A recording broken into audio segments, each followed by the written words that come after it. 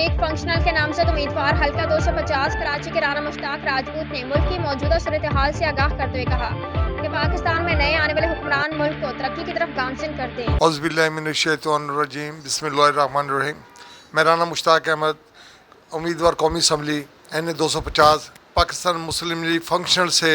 मेरा ताल्लुक़ है और GDA के अलाइंस से मैं इलेक्शन में कॉन्टेस्ट किया था, लेकिन चूँकि हमारी क़यादत ने मौजूदा सूरत हाल को देखते हुए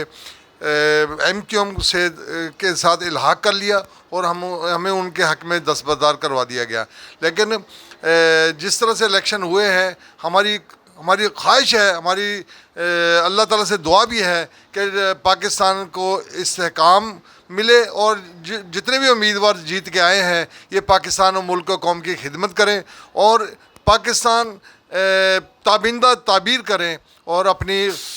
इंशाअल्लाह ताला ये जितने भी उम्मीदवार हैं इसको इलेक्शन को मुतनाज़ा ना बनाएं। अगर मुतनाज़ा हो गया तो ये बहुत हमारे लिए लम्हा फ़िक्रिया है, क्योंकि पाकिस्तान इसका मुतहम्मल नहीं है कि दोबारा इलेक्शन किए जा सकें। और हमारी क़यादत ने GDA ने एक बहुत बड़ा एहतजाज किया, धरना दिया और उससे अवामी इक़्तिदार में मालूम हो गया कि हमारी कितनी स्ट्रेंथ है। और सुम्मा अल्हम्दुलिल्लाह पीर साहब वग़ैरह का जो पैगाम है, ना किसी से